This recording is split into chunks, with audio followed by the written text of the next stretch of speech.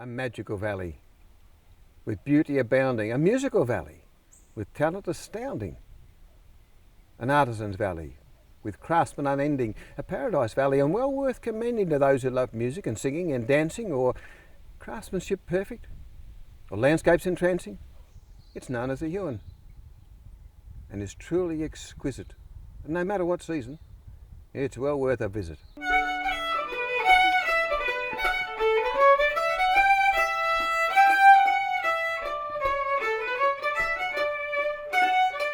Look, I'd like to try and dance to it. So be some sort of da da da da da da da. We're both from old Tasmanian families. I'm sixth generation Tasmanian. Marjorie's about the same. What I became aware of was that there was a very strong, continuous tradition of dance tunes being played and dances being done, passed from generation to generation. Music that had come from around the world, that had come from Scotland, England, Ireland, the Americas, Scandinavia, Poland and France, and tunes had cross-pollinated with other tunes from other places. Up until the mid-1960s, when the apple shed and shearing shed and mutton bird shed dances died out, I got in contact with the National Library and I got everything they had. They just got them to send me all the tapes they had. And the next 2 years I was sitting around listening to the tapes, trying to figure out how to play them on guitar mostly, getting Marjorie to check my transcriptions and writing them down, and eventually coming up with some great tunes. And Marjorie immediately said, well, that'd be a good teaching tune. Such traditional music and telling of tales is rife in the Huon, and rarely it fails to bring pleasure to all, as it did long ago. And rather than fade, it continues to grow. Folk music tends to have a simple structure, and so it's accessible for beginners, but particularly for children. And it's brilliant what Steve and Marjorie Gadd have done to take a traditional repertoire and have their music students use that as a performance vehicle.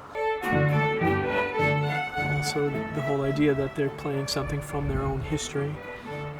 Music can really give someone a sense of pride and a sense of purpose and a sense of place.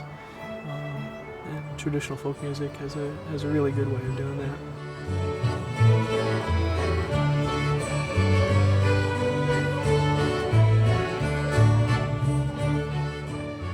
From England and Scotland and Ireland they sailed, and with music and song and stories regaled each other with many a jovial party. Some sober, some not, but predictably hearty. The apple industry was very strong in the 1950s, and we exported to lots of countries throughout the world. Everything came to a halt while the apple season was on. Everything started either before the apple season or after the apple season. And it would start in March and go through till June. They certainly worked hard, very hard, but didn't do anyone any harm. We all survived.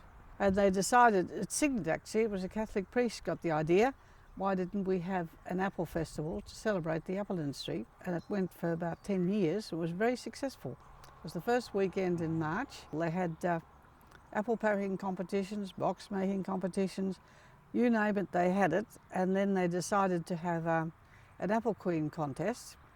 It certainly wasn't a beauty contest, otherwise I'd have won it, but I had a bit of knowledge of the apple industry, so they had a panel of judges, and you had to go to a ball and a luncheon, I think.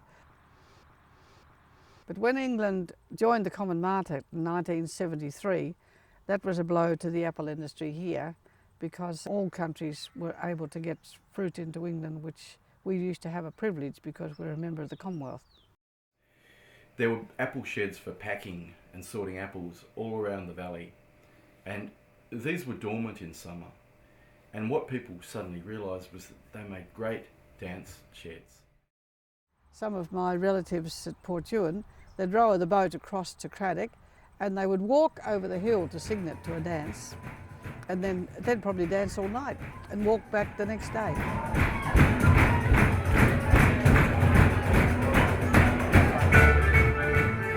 Folk music at its very best With many national guests, you'll find a Cygnet every year in January, and you will hear, along with crowds 5,000 strong, traditional music, rhyme and song.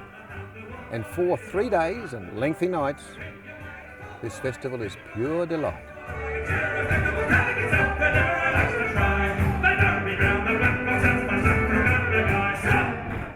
I think it's more the storytelling in folk that I particularly like. Yeah, weaves the story through, the lyrics. Everybody's talking about the smooth. It is, yeah. Folk means people. It means culture and introduction to other cultures. Folk is for the folks. Yeah, it captures them all. Hello. Hey, we had a great time at Cygnet. It's fantastic.